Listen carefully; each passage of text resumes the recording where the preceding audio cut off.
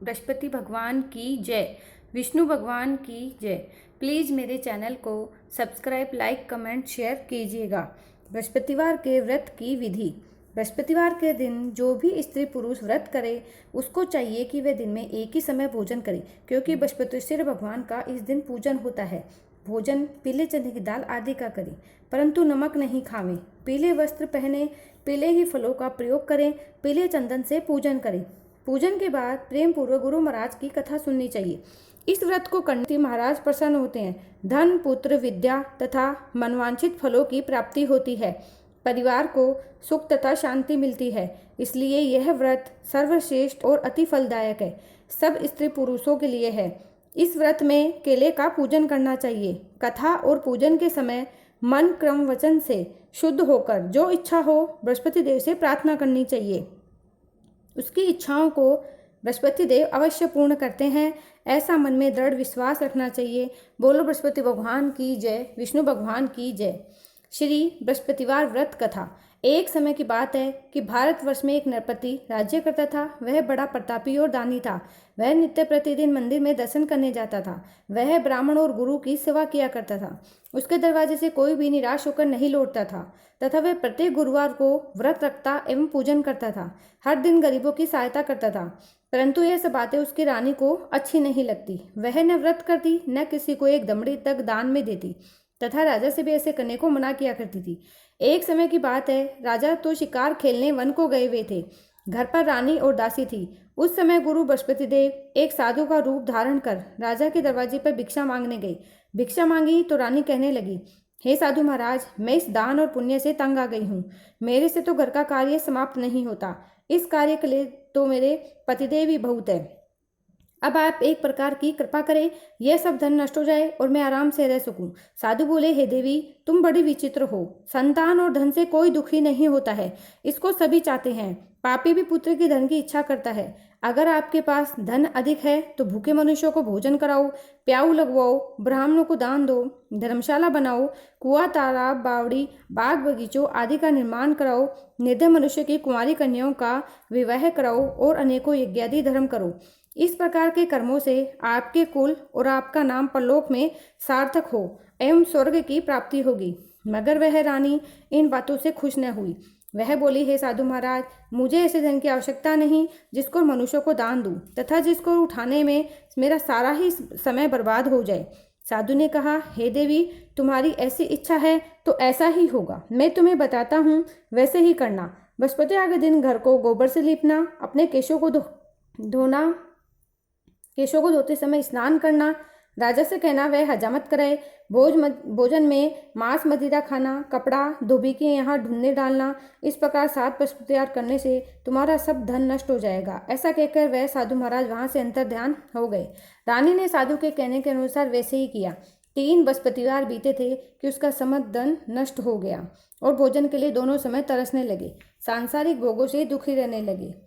तब राजा रानी से कहने लगा कि रानी, तुम यहाँ पर रहो, मैं दूसरे देश को जाऊँ, क्योंकि यहाँ पर मुझे सभी मनुष्य जानते हैं, इसलिए कोई कार्य नहीं कर सकता। देश चोरी परदेश भीख बराबर है। ऐसा कहकर राजा प्रदेश चला गया। वहाँ जंगल को जाता, लकड़ी काट कर लाता, शहर में बेचता। इस तरह जीवन व्यतीत करने लगा। इधर राजा के घर रानी और दासी दुखी रहने लगी। किसी दिन भोजन मिलता, किसी दिन जल पीकर रह जाती। एक समय रानी और दासी 7 दिन बिना भोजन के व्यतीत हो गया तो रानी ने अपनी दासी से कहा, हे दासी, यहाँ पास के नगर में मेरी बहन रहती है। वह बड़ी धनवान है। उसके पास जा और वहां से 5 सेर बेजर मांग ला, जिससे कुछ समय के लिए गुजर हो जाएगी। इस प्रकार रानी की आज्ञा मानकर दासी उसकी बहन के पास गई और रानी की बहन उस समय पूजन कर रही थी, क्योंकि उस दिन बृहस्पतिवार था। जब दासी ने रानी की बहन को देखा और उससे बोली, हे रानी, मुझे तुम्हारी बहन ने भेजा है, मेरे लिए 5 सेर बेजर दे दो। इस प्रकार दासी ने अनेक बार कहा, परंतु रानी ने कुछ उत्तर नहीं दिया, क्योंकि उस समय वह बृहस्पतिवार की व्रत की कथा सुन रही थी। इस प्रकार जब बांदी को किसी प्रकार का उत्तर नहीं मिला तो वह बहुत ही दुखी हुई और क्रोध भी आया और लौटकर वह गांव आ रानी से बोली, हे रानी, तुम्हारी बहन तो बहुत बड़ी आदमी है। वह छोटे मनुष्य से बात भी नहीं करती, इसलिए मैंने उससे कहा तो उसने कोई उत्तर नहीं दिया। मैं वापस चली आई। रानी बोली, हे दासी, इसमें उनका कोई दोष नहीं है। जब बुरे का पता आपत्ति में लगता है, जो ईश्वर की इच्छा होगी वही होगा। वह हमारे भाग्य का दोष है। इधर उस रानी ने देखा कि मेरी बहन की दासी आई थी, परंतु मैं उससे नहीं बोली। इससे वह बहुत ही दुखी हुई होगी। यह सोच कथा सुन विष्णु भगवान का पूजन समाप्त कर रानी बहन के घर चल दी। जाकर अपनी बहन से कहने लगी, हे बहन, मैं बृहस्पति का व्रत कर रही थी। तुम्हारी दासी आई, परंतु जब तक कथा होती है तब तक न उठते हैं न बोलते हैं, इसलिए मैंने बोली। कहो दासी क्यों गई थी? रानी बोली, बहन, हमारे अनाज नहीं था, वैसे तुमसे कोई बात छिपी नहीं है। कहो दासी क्यों गई थी? रानी बोली, बहन, हमारे अनाज नहीं था, वैसे कोई तुमसे बात छिपी नहीं है, इस कारण मैंने दासी को तुम्हारे पास 5 सेर बेजल लेने के लिए भेजी थी। रानी बोली, बहन देखो, बृहस्पति भगवान मनोकामना पूर्ण करते हैं, देखो शायद तुम्हारे घर में अनाज रखा हो। इस प्रकार का वचन जब रानी ने सुना तो घर के अंदर गई। उसे वहाँ एक घड़ा बेजर का बड़ा मिल गया। तब तो रानी और बांदी को बहुत ही खुशी हुई। दासी कहने लगी, हे रानी देखो, वैसे जब हमको नहीं मिलता तो हम रोज ही व्रत करते हैं, अगर इनसे व्रत की विधि कथा पूछ ली जाए तो हम भी क्या करेंगे। तब उस रानी ने अपनी बहन से कहा, हे बहन, बृहस्पति के व्रत की कथा कैसे है, तो व्रत कैसे करना चाहिए। रानी की बहन ने कहा, गुरु के व्रत में चना की दाल मुनक्का से विष्णु भगवान का केले की जड़ में पूजन करे, दीपक जलावे, पीला भोजन करे, कहानी सुने। इस प्रकार करने से गुरु भगवान प्रसन्न होते हैं, अन्न पुत्र धन देते हैं, मनोकामना पूर्ण करते हैं। इस प्रकार रानी और दासी ने निश्चय किया कि बृहस्पति देव भगवान का पूजन जरूर करेंगे। 7 दिन बाद जब बृहस्पतिवार आया तो उन्होंने व्रत रखा। गुड़साल में जाकर चना गुड़ बीन लाई तथा उसकी दाल से केले की जड़ तथा विष्णु भगवान का पूजन किया। अब भोजन पीला कहाँ से आवे? बेचारी बड़ी दुखी हुई, परंतु उन्होंने व्रत किया था, इस कारण गुरु भगवान प्रसन्न थे। 2 थालों में सुंदर पीला भोजन लेकर आए और दासी को देखकर बोले, हे दासी, ये तुम्हारे और रानी के लिए भोजन है, तुम दोनों करना। दासी भोजन पाकर बड़ी प्रसन्न हुई। रानी से बोली, चलो रानी जी भोजन कर लो। रानी को इस विषय में कुछ पता नहीं था, इसलिए वह दासी से बोली, तू ही भोजन कर, क्योंकि तू व्यर्थ में हमारी हंसी उड़ाती है। दासी बोली, एक महात्मा भोजन दे गए। रानी कहने लगी, वह भोजन तेरे लिए ही दे गया है, तू ही भोजन कर। दासी ने कहा, वह महात्मा हम दोनों को 2 थालों में भोजन दे गया है, इसलिए हम और तुम दोनों ही साथ ही भोजन करेंगे। इस प्रकार रानी और बांदी दोनों ने गुरु भगवान को नमस्कार कर भोजन प्रारंभ किया। प्रत्येक बृहस्पतिवार को गुरु भगवान का व्रत और विष्णु पूजन करने लगी। बृहस्पतिवार भगवान की कृपा से फिर रानी दासी के पास धन हो गया। रानी फिर से मैं आलस्य करने लगी तो दासी बोली, देखो रानी, तुम पहले इस प्रकार आलस्य करती थी, तुम्हें धन के रखने में कष्ट होता था, इस कारण सभी धन नष्ट हो गया।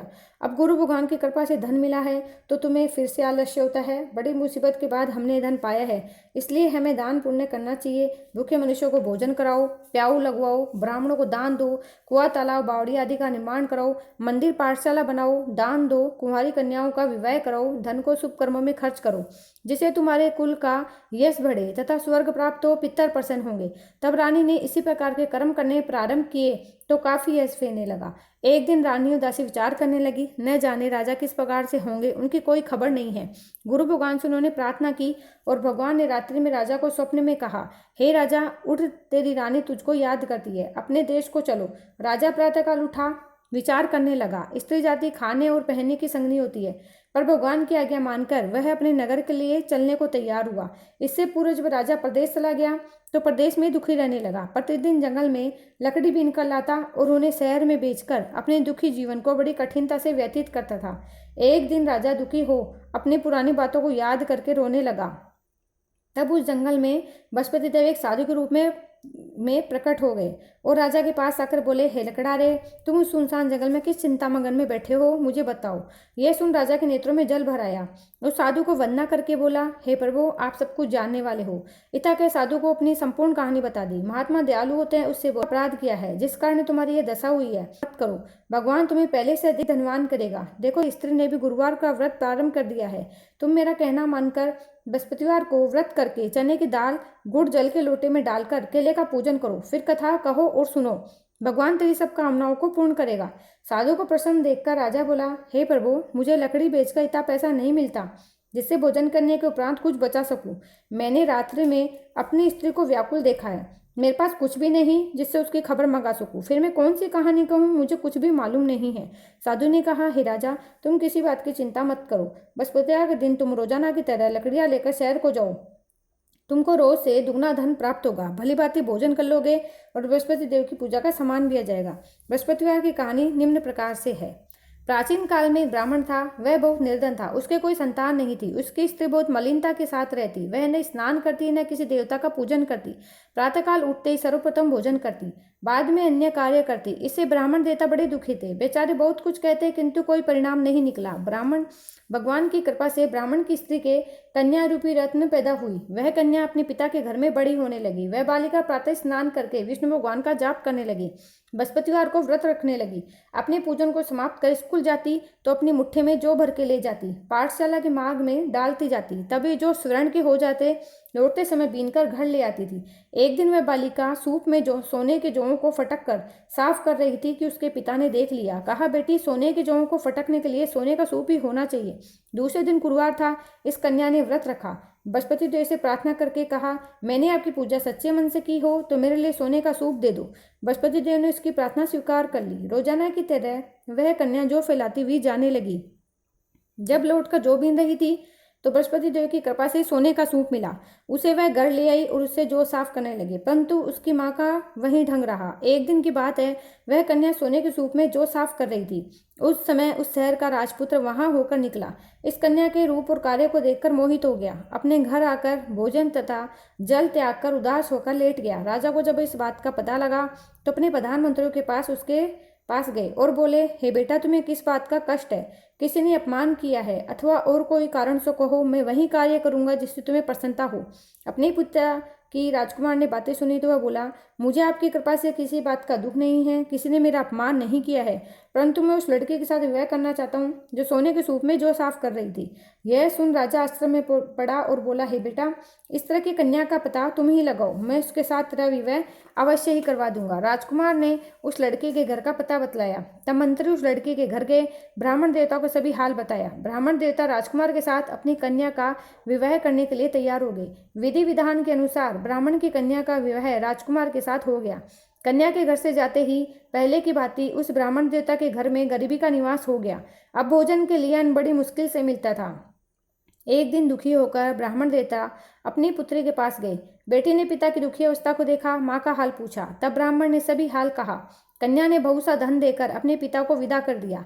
इस तरह ब्राह्मण का कुछ समय सुखपूर्वक व्यतीत हुआ। कुछ दिन बाद फिर वही हाल हो गया। ब्राह्मण फिर अपनी कन्या के यहाँ गया और सभी हाल कहा। तो लड़की बोली, पिताजी, आप माता जी को यहाँ लिवा लाओ, मैं उसे विधि बता दूंगी जिससे गरीबी दूर हो जाए।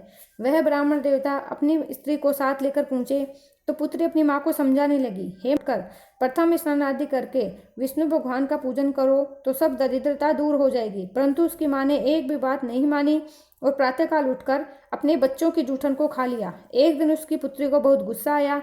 एक रात कोठरी से सभी सामान निकाल दिया और अपनी माँ को उसमें बंद कर दिया। प्रातःकाल उसमें से निकाला तथा स्नान आदि करके पाठ करवाया तो उसकी माँ की बुद्धि ठीक हो गई। फिर प्रत्येक बृहस्पतिवार को व्रत रखने लगी। इस व्रत के प्रभाव से उसकी माँ बहुत ही धनवान तथा पुत्रवती हो गई। बृहस्पति जी के प्रभाव से स्वर्ग को प्राप्त हुई तथा वह ब्राह्मण भी सुखपूर्वक इस लोक के सुख भोग कर स्वर्ग को प्राप्त हुआ। इस तरह कहानी कहकर साधु देवता वहां से लोप हो गए। धीरे धीरे समय व्यतीत होने पर फिर वहीं बृहस्पतिवार का दिन आया। राजा जंगल से लकड़ी काटकर किसी शहर में बेचने गया। उसे और दिन से अधिक पैसा मिला। राजा ने चना गुड़ आदि लाकर गुरुवार का व्रत किया। उस दिन उसके सभी कलेश दूर हुए, परंतु जब अगला गुरुवार का दिन आया तो बृहस्पतिवार का व्रत करना भूल गया। इस कारण बृहस्पति भगवान नाराज हो गए। उस दिन उस नगर के राजा ने विशाल यज्ञ का आयोजन किया था। शहर में घोषणा करा दी कि कोई भी मनुष्य अपने घर में भोजन न बनावे, न आग जलावे, समस्त जनता मेरे यहाँ भोजन करने आवे। इस आज्ञा को जो न मानेगा उसको फांसी की सजा दी जाएगी। इस तरह की घोषणा संपूर्ण नगर में करा दी गई। राजा की आज्ञा अनुसार शहर के सभी लोग भोजन करने गए, लेकिन लकड़हारा कुछ देर से पहुंचा, इसलिए राजा उसको अपने साथ घर लिवा ले गए। ले जाकर भोजन करा रहे थे कि रानी की दृष्टि उस खूंटी पर पड़ी जिस पर उसका हार लटका हुआ था। वहां दिखाई नहीं दिया। रानी ने निश्चय किया, मेरा हार इस मनुष्य ने चुरा लिया है। उसी समय सैनिक बुलाकर उसको जेल खाने में डलवा दिया। तब राजा जेल खाने में पड़ गया और बहुत दुखी होकर विचार करने लगा, न जाने कौन से पूर्व जन्म के कर्म से मेरे लिए यह दुख प्राप्त हुआ है। उसी साधु को याद करने लगा जो जंगल में मिला था। उसी समय तत्काल बृहस्पति देव साधु के रूप में प्रकट हो गए और उसके दशा को कहने लगे, अरे मूर्ख, तूने बृहस्पति देवता की कथा नहीं की, इस कारण तुझे दुख प्राप्त हुआ है। अब तू चिंता मत कर, बृहस्पतिवार के दिन जेल खाने के दरवाजे पे 4 पैसे पड़े मिलेंगे, उनसे तू बृहस्पतिवार की पूजा करना, तेरी सभी कष्ट दूर हो जाएंगे। बृहस्पतिवार के दिन उसे 4 पैसे पड़े मिले। राजा ने बृहस्पति देवता की कथा कही और वह सागर के राजा को सपने में कहा, तुमने जिस आदमी को जेल खाने में बंद कर दिया है वह निर्दोष है, वह राजा है, उसे छोड़ देना। रानी का हार उसी खूंटी पर लटका हुआ है, अगर तू ऐसा नहीं करेगा तो मैं तेरे राज्य को नष्ट कर दूंगा। इस तरह रात्रि स्वप्न को देख राजा प्रातःकाल उठा, खूंटी पर हार देखकर लकड़ारे को बुलाकर क्षमा मांगी तथा उस राजा को योग्य सुंदर वस्त्र आभूषण देकर विदा किया। गुरुदेव की आज्ञा अनुसार राजा अपने राज्य को चल दिया। राजा जब नगर के निकट पहुंचा तो उसे बड़ा ही आश्चर्य हुआ। नगर में पहले से अधिक बाग, तालाब, कुएं तथा बहुत सी धर्मशाला, मंदिर आदि बन गई हैं। राजा ने पूछा, ये सब बाग और धर्मशाला किसके हैं? तो नगर के सब लोग कहने लगे, ये सब रानी और दासी के हैं। तो राजा को आश्चर्य हुआ और गुस्सा भी आया। जब रानी ने खबर सुनी कि राजा आ रहे हैं तो उसने दासी से कहा, हे दासी, देख राजा हमको कितनी बुरी हालत में छोड़ गए थे, वह हमारी ऐसी हालत देखकर लौट न जाए, इसलिए तू दरवाजे पे खड़ी हो जा। आज्ञा अनुसार दासी दरवाजे पे खड़ी हो गई। राजा आए तो उन्हें अपने साथ लिवा लाई। तब राजा ने क्रोध करके अपनी तलवार निकाली और पूछने लगे, यह बताओ ये धन तुम्हें कैसे प्राप्त हुआ? तब उन्होंने कहा, हमें धन बृहस्पति देव के इस व्रत के प्रभाव से दिन में 3 बार कहानी कहा करूंगा, रोज व्रत किया करूंगा। हर समय राजा के दुपट्टे में चने की दाल बंधी रहती, दिन में 3 बार कहानी कहता। एक दिन राजा ने विचार किया, चलो अपनी बहन के यहाँ हो आवे। इस तरह निश्चय कर राजा घोड़े पर सवार हो अपनी बहन के यहाँ चलने लगा। मार्ग में उसने देखा कुछ आदमी एक मुर्दे को लिए जा रहे हैं। उन्हें रोककर राजा कहने लगा, अरे भाई, मेरे बसुतैया की कहानी सुन लो। वे लोग बोले, हमारा आदमी मर गया है, इससे अपनी कथा की पड़ी है। परंतु कुछ आदमी बोले, अच्छा कहो, हम तुम्हारी कथा भी सुनेंगे। राजा ने दान निकाली। जब कथा आधी हुई कि मुर्दा हिलने लगा, जब समाप्त हुई तो राम राम करके मनुष्य खड़ा हो गया। राजा आगे बढ़ा। आगे मार्ग में किसान खेत में हल चलाता मिला। राजा ने उसे कहा, अरे भाई, तुम मेरी बसुतैया की कहानी सुन लो। किसान बोला, जब तक तेरी कथा सुनूंगा तब तक 4 हरैया जोत लूंगा, जा अपनी कथा किसी और को सुनाना। इस तरह राजा आगे चलने लगा। राजा के हटते ही बेल पछाड़ खाकर गिर गया। किसान के पेट में बहुत जोर से दर्द होने लगा। उस समय उसकी माँ रोटी लेकर आई। उसने जब यह देखा तो अपने पुत्र से सब हाल पूछा और बेटे ने सभी हाल कह दिया। तो बुढ़िया दौड़ी दौड़ी उस घुड़सवार के पास गई और उससे बोली, मैं तेरी कथा सुनूंगी, तू अपनी कथा मेरे खेत पर चक्कर ही कहना। राजा ने बुढ़िया के खेत पर जाकर कथा कही, जिसको सुनते ही बैल खड़े हो गए।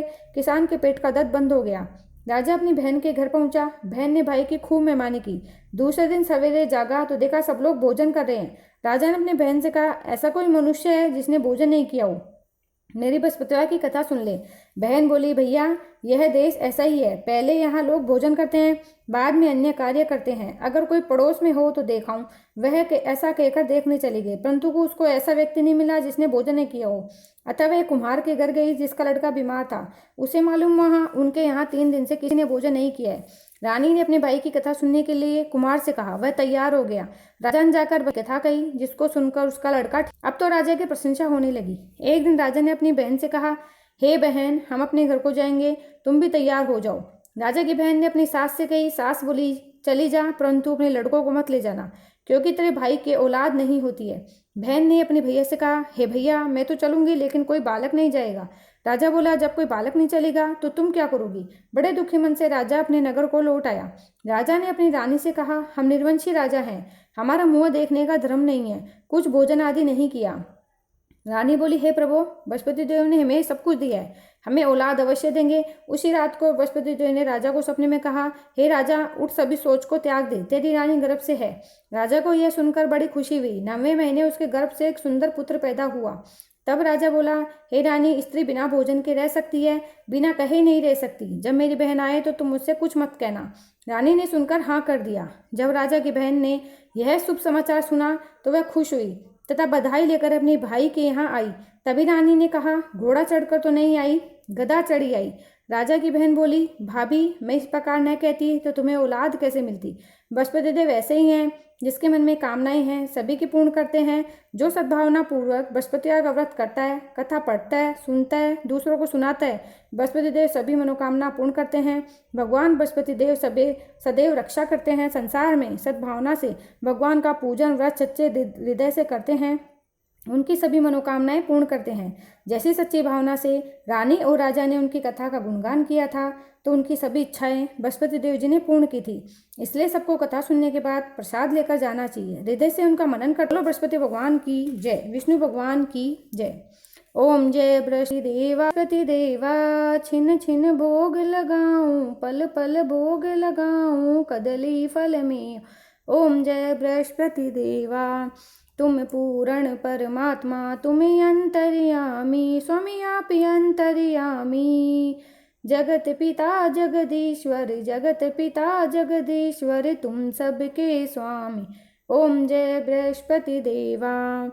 चरणामृत निज निर्मल, सब पातक हरिता, स्वामी सब पातक हरिता। सकल मनोरथ दायक, सकल मनोरथ दायक, कृपा करो भरिता।